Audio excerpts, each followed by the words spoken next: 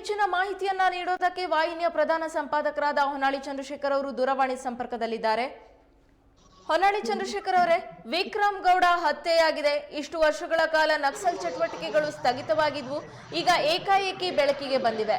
ANF ಪಡೆಯ ಕಾರ್ಯಾಚರಣೆ ಹೇಗ್ ನಡೀತಾ ಇದೆ? ನಂದಿನಿ, ನಕ್ಸಲ್ ಚಟುವಟಿಕೆ ಕರ್ನಾಟಕದಲ್ಲಿ ಕಳೆದ ಸರಿಸುಮಾರು ಒಂದು 2.5 ದಶಕದಿಂದ ನಡೀತಾ ಇದೆ. ಒಂದು ಕಾಲದಲ್ಲಿ ಸ್ವಲ್ಪ ಜಾಸ್ತಿನೇ ಇತ್ತು, ಆದ್ರೆ ಇತ್ತೀಚೆಗೆ ಕಳೆದ 12 ವರ್ಷದಿಂದ ತುಂಬಾ ಕಡಿಮೆ ಆಗಿದೆ. ಮತ್ತೆ ಎಲ್ಲೂ ಸಹ ಅವ್ರ ಓಡಾಟ ಕಾಣ್ತಾ ಇಲ್ಲ, ಎಲ್ಲೂ ಸಹ ಬಹಿರಂಗವಾಗಿ ಕಾಣಿಸ್ತಾ ಇಲ್ಲ ಅಂತ ಹೇಳಿ ಅನ್ಕೊಂಡಿದ್ರು ಪೊಲೀಸ್ನವರು. ಆದ್ರೆ ಕರ್ನಾಟಕದಲ್ಲಿ ನಕ್ಸಲಿಸಂ ಅಲ್ಲಿ ಇದ್ದಂತ ಬಹಳಷ್ಟು ಜನ ಮುಖ್ಯವಾಹಿನಿಗೆ ಬಂದ್ರು. ಸರ್ಕಾರದ ಶರಣಾಗತಿ ಪ್ಯಾಕೇಜ್ ಆಗಿರ್ಬೋದು ಅಥವಾ ಬಂಧನ ಆದ ನಂತರ ಹೊರಗೆ ಬಂದು ಮಾಮೂಲಿ ಮುಖ್ಯವಾಹಿನಿಯಲ್ಲಿ ಜೀವನ ಮಾಡ್ತಾ ಇರೋದು. ಹೀಗಾಗಿ ಕರ್ನಾಟಕದಲ್ಲಿ ಕ್ರಿಯಾಶೀಲರಾಗಿದ್ದಂತ ಬಹಳಷ್ಟು ಜನ ನಕ್ಸಲರು ಮುಖ್ಯವಾಹಿನಿ. ಇದಕ್ಕೂ ಸರ್ಕಾರನೂ ಸಹ ಒಂದ್ ರೀತಿ ಪ್ರೋತ್ಸಾಹನ ಕೊಟ್ಟಿತ್ತು. ಈ ಹಿಂದೆ ಗೌರಿ ಲಂಕೇಶ್ ಅವರ ನೇತೃತ್ವದಲ್ಲಿ ಒಂದು ಸಮಿತಿಯನ್ನ ಮಾಡಿ ಯಾರು ಮುಖ್ಯವಾಹಿನಿ ಬರ್ಲಿಕ್ಕೆ ಇಷ್ಟಪಡ್ತಾರೆ ಅವ್ರನ್ನ ಕರ್ಕೊಂಡು ಬರೋಂತ ಕೆಲಸವನ್ನ ಮಾಡಿತ್ತು. ಈ ಬಾರಿಯೂ ಸಹ ಬಂಜಿಗರ ಜಯಪ್ರಕಾಶ್, ಪಾರ್ವತೇಶ್ ಹಾಗೂ ಕೆಪಿ ಶ್ರೀಪಾಲ್ ಅವರನ್ನು ಒಳಗೊಂಡಂತ ಒಂದು ಸಮಿತಿಯನ್ನ ಮಾಡಿದೆ. ಈ ಸಮಿತಿಯು ಸಹ ಶರಣಾಗತಿಗೆ ಪ್ರಯತ್ನವನ್ನ ಮಾಡ್ತಾ ಇದೆ. ಈ ಹಿನ್ನೆಲೆಯಲ್ಲಿ ವಿಕ್ರಮ್ ಕೂಡ ಏನು ಎನ್ಕೌಂಟರ್ ಆಗಿದೆ, ಇದು ಮತ್ತೆ ಈಗ ಕರ್ನಾಟಕದಲ್ಲಿ ಆ ತರದ ಚಟುವಟಿಕೆ ನಡೀತಾ ಇದೆಯಾ ಅಂತಕ್ಕಂಥ ಅನುಮಾನವನ್ನ, ಮತ್ತೇನಾದ್ರು ಹೆಚ್ಚಾಗ್ತಿದೆ ಅಂತ ಅನುಮಾನವನ್ನ ಬಿತ್ತಿದೆ. ಈ ನಡುವೆ ಏನಾಗಿದೆ, ಕಳೆದ ಯಾವಾಗ ಸಾಕೇತ್ ರಾಜನ್ ಹತ್ಯೆ ಆಯ್ತು ಕರ್ನಾಟಕದಲ್ಲಿ, ಅದು ಇಡೀ ನಕ್ಸಲ್ ಚಳವಳಿಗೆ ಬಿದ್ದಂತ ಒಂದು ಬಹಳ ದೊಡ್ಡ ಪೆಟ್ಟದು. ಸಾಕೇತ್ ರಾಜನ್ ಎನ್ಕೌಂಟರ್ ನಲ್ಲಿ ಸಾವು ಕಂಡ ನಂತರ ನಕ್ಸಲ್ ಚಳವಳಿಗೆ ಒಂದ್ ರೀತಿಯಲ್ಲಿ ದೊಡ್ಡ ಸೆಟ್ ಬೇಕಾಗಿತ್ತು. ಮತ್ತೆ ಬಹಳಷ್ಟು ಜನ ಕರ್ನಾಟಕದಲ್ಲಿದ್ದಂತ ನಕ್ಸಲರು ಕೇರಳಕ್ಕೆ ಹೋಗಿ ತಮ್ಮ ನೆಲೆಯನ್ನ ಕಂಡುಕೊಂಡಿದ್ರು. ವಿಕ್ರಮ್ ಗೌಡ ಮತ್ತೆ ಅವರ ಸಂಗಾತಿಗಳು ಸಹ ಕೇರಳಕ್ಕೆ ಹೋಗಿ ಅಲ್ಲಿ ನೆಲೆ ಕಂಡುಕೊಂಡಿದ್ರು. ಬಟ್ ಇತ್ತೀಚೆಗೆ ಅವರು ಕೇರಳದಿಂದ ವಾಪಸ್ ಆಗಿದ್ದಾರೆ ಅಂತ ಒಂದು ಮಾಹಿತಿ ಇತ್ತು. ಅವರೇನ್ ನೇತ್ರಾವತಿ ದಳಂ ಅಂತ ಮಾಡಿದ್ರು. ನೇತ್ರಾವತಿ ದಳಂನಲ್ಲಿ 4-5 ಜನ ಅವರು ಹೆಬ್ರಿ ಮತ್ತೆ ಶೃಂಗೇರಿ ಸುತ್ತಮುತ್ತ ಓಡಾಡ್ತಿದ್ರೆ ಅಂತಕ್ಕಂಥ ಮಾಹಿತಿ ಪೊಲೀಸರಿಗೆ ಇತ್ತು.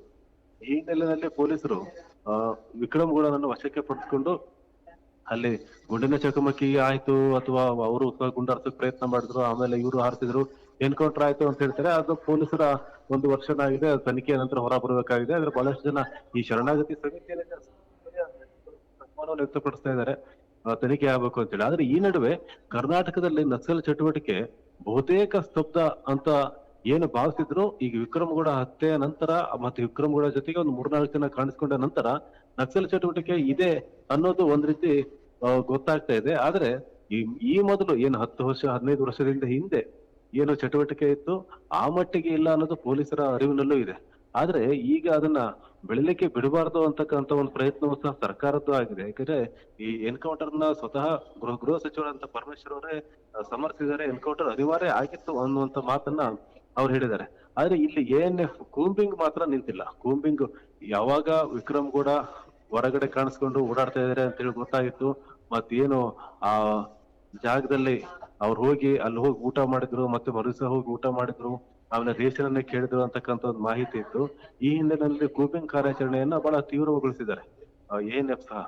ಹಾಗಾಗಿ ಇಲ್ಲೇನು ಪಶ್ಚಿಮ ಘಟ್ಟದಲ್ಲಿ ತೀರ್ಥಹಳ್ಳಿ ಭಾಗದ ಕೆಲವು ಜಾಗಗಳಿರ್ಬೋದು, ಮತ್ತೆ ಹೆಬ್ರಿ ಇರ್ಬೋದು, ಅಥವಾ ಆ ಘಟ್ಟ ಪ್ರದೇಶದ ಎಲ್ಲಾ ಭಾಗಗಳಿರ್ಬೋದು, ಎಲ್ಲಾ ಕಡೆ ಸಹ ಕೂಂಬಿಂಗ್ ನಡೀತಾ ಇದೆ. ನಿರಂತರವಾಗಿ ಪೊಲೀಸರು ತಪಾಸಣೆಯನ್ನ ಕಾರ್ಯಾಚರಣೆಯನ್ನ ಮಾಡ್ತಾ ಇದ್ದಾರೆ. ಈಗೇನು ಕೂಡ ಜಾಗ ಇತ್ತು ಅದು ಸಹ ಅದು ಕೇವಲ ಮೂರೇ ಮೂರು ಮನೆಗಳಿದ್ದಂತ ಒಂದು ಊರದು. ಆ ಊರಲ್ಲಿ ಅದನ್ನ ಬಿಟ್ರೆ ಬೇರೆ ಯಾವ ಮನೆಗಳೂ ಇಲ್ಲ. ಅಂತ ಒಂದು ಜಾಗದಲ್ಲಿ ಅವರು ಹೋಗಿದ್ರಲ್ಲಿ ಅಂದ್ರೆ ಕೇವಲ 3 ಮನೆಗಳಿರ್ತಕ್ಕಂಥ ಊರು, ಕಬ್ಬಿನಾಲೆ ಸಮೀಪದ ಊರದು.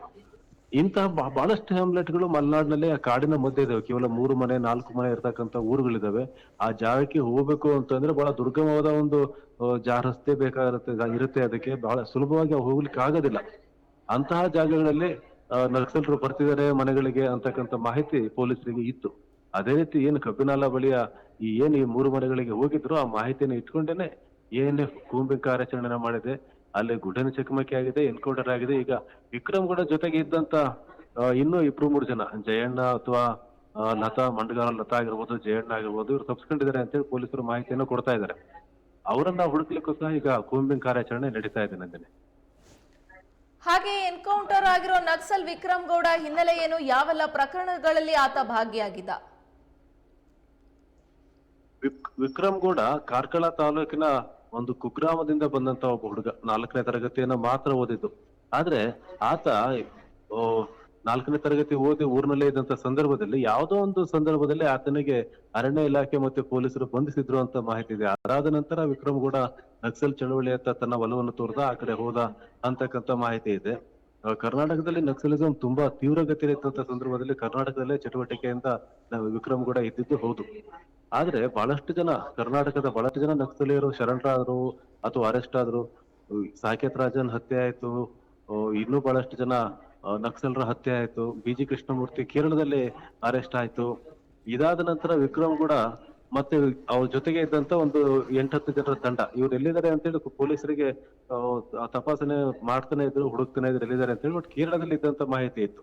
ಆದ್ರೆ ಕೇರಳದಿಂದ ಅವರು ಕರ್ನಾಟಕಕ್ಕೆ ಬಂದಿದ್ದಿಲ್ಲ. ಕೇವಲ 4ನೇ ತರಗತಿ ಓದಂತ ಒಬ್ಬ ಹುಡುಗ, ಒಬ್ಬ ಕೂಲಿ ಕಾರ್ಮಿಕ, ಆತ ನಕ್ಸಲ್ ಈ ವಿಚಾರಧಾರೆಗೆ ಪ್ರೇರೇಪಣೆಗೊಂಡು ನಕ್ಸಲ್ ಚಳವಳಿಗೆ ಧುಮುಕಿ ಸರಿಸುಮಾರು 20 ವರ್ಷಗಳ ಕಾಲ ಭೂಗತನಾಗಿತ್ತು, ಅಂಡರ್ ಗ್ರೌಂಡ್ ಆಗಿತ್ತು. ನಕ್ಸಲ್ ಚಟುವಟಿಕೆಯಲ್ಲಿ ತೊಡಗಿದಂತ ವಿಕ್ರಮ್ ಕೂಡ ಬಹಿರಂಗವಾಗಿ ಹೊರಗೆ ಬಂದಾಗ ಕರ್ನಾಟಕದಲ್ಲಿ ನಕ್ಸಲಿಸಂ ಅನ್ನೋದು ಬಹುತೇಕ ನಶಿಸಿ ಹೋಗಿತ್ತು. ಬಹಳಷ್ಟು ಪ್ರಮುಖ ನಾಯಕರು ಎನ್ಕೌಂಟರ್ ಆಗಿದ್ರು ಅಥವಾ ಶರಣಾಗತರಾಗಿದ್ರು, ಮುಖ್ಯವಾಹಿನಿಗೆ ಬಂದಿದ್ರು.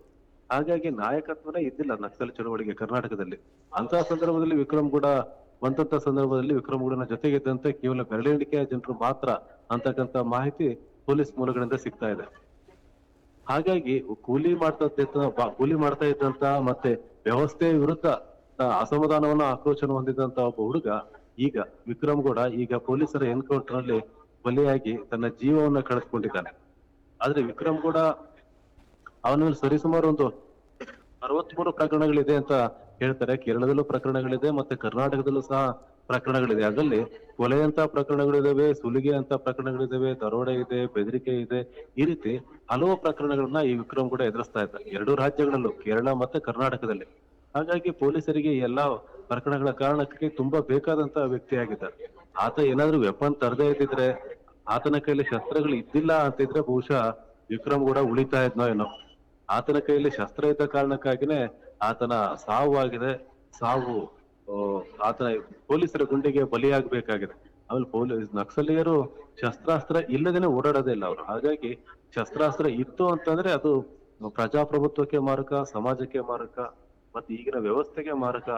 ವ್ಯವಸ್ಥೆಯನ್ನ ನಾವು ಸರಿ ರೀತಿಯಲ್ಲಿ ತಗೊಂಡು ಹೋಗ್ಬೇಕು ಅಂತಂದ್ರೆ ಸಶಸ್ತ್ರ ಮಾರ್ಗ ಅಲ್ಲ, ಸಶಸ್ತ್ರ ಹೋರಾಟ ಅಲ್ಲ ಅಂತ ಹೇಳಿ ಸರ್ಕಾರವೂ ನಂಬಿದೆ, ಮತ್ತೆ ಬಹಳಷ್ಟು ಜನ ಹೇಳ್ತಾರೆ. ಮತ್ತೆ ಇದೇ ರೀತಿ ನಕ್ಸಲರ ಮನವೊಲಿಸುವಂತ ಪ್ರಯತ್ನವನ್ನು ಸಹ ಮಾಡ್ತಾ ಇದ್ದಾರೆ. ಆದ್ರೆ ವಿಕ್ರಮ್ ಕೂಡ ತನ್ನ ಎಲ್ಲಾ ಸಂಗಾತಿಗಳು ಸಹ ಶರಣಾಗತರಾಗಿ ಮುಖ್ಯವಾಹಿನಿಗೆ ಬಂದ್ರು ಸಹ ವಿಕ್ರಮ್ ಕೂಡ ಮತ್ತೆ ಅವನ ಜೊತೆಗಿದ್ದ ಒಂದು ಕೆಲವು ಬೆರಳೆಣಿಕೆಯ ಸಹಚರರೇನಿದ್ದಾರೆ ಅವರು ಮುಖ್ಯವಾಹಿನಿಗೆ ಬರ್ತಕ್ಕಂತ ಚಿಂತನೆಯನ್ನ ಮಾಡ್ಲಿಲ್ಲ.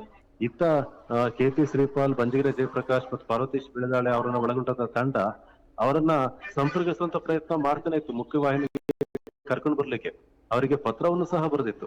ಆ ಪತ್ರ ಅವರಿಗೆ ತಲುಪಿತ್ತೋ ಇಲ್ವೋ, ಆದ್ರೆ ಅವರನ್ನ ಮುಖ್ಯವಾಗಿ ಕರ್ಕೊಂಡು ಬರ್ತಕ್ಕಂಥ ಪ್ರಯತ್ನ ನಿರಂತರವಾಗಿ ಸರ್ಕಾರವೇ ನೇಮಿಸಿದಂತ ತಂಡ ಬಂಜಗೆರೆ ಜಯಪ್ರಕಾಶ್, KP ಶ್ರೀಪಾಲ್ ಮತ್ತು ಪಾರ್ವತೀಶ್ ಅವರನ್ನ ತಂಡ ಅವರ ಸಂಪರ್ಕಕ್ಕೆ ಬಂದಿದ್ರಾದ್ರೂ ಸಹ ವಿಕ್ರಮ್ ಕೂಡ ಉಳಿತಾ ಇತ್ತೋ ಏನೋ, ಕೈಯಲ್ಲಿ ಶಸ್ತ್ರ ಇಲ್ಲ ಅಂತಂದ್ರೂ ಉಳಿತಾ ಇತ್ತ ಏನೋ. ಕೇವಲ 4ನೇ ತರಗತಿಯನ್ನು ಓದಿ ವ್ಯವಸ್ಥೆಯ ಬಗ್ಗೆ ಆಕ್ರೋಶ ಹೊಂದಿದಂತ ವ್ಯಕ್ತಿ ಪ್ರಜಾಪ್ರಭುತ್ವ ರೀತಿಯಲ್ಲಿ ಹೋರಾಟ ಮಾಡುವುದನ್ನ ಬಿಟ್ಟು ಸಶಸ್ತ್ರ ಹೋರಾಟದಲ್ಲಿ ತೊಡಗಿಸ್ಕೊಂಡು ತನ್ನ ಜೀವವನ್ನೇ ಕಳೆದುಕೊಂಡಂತ ಸನ್ನಿವೇಶ ಇದಾಗಿದೆ. ನಂದಿನಿ, ನಿಮ್ಮೆಲ್ಲ ಮಾಹಿತಿಗಾಗಿ ಧನ್ಯವಾದಗಳು.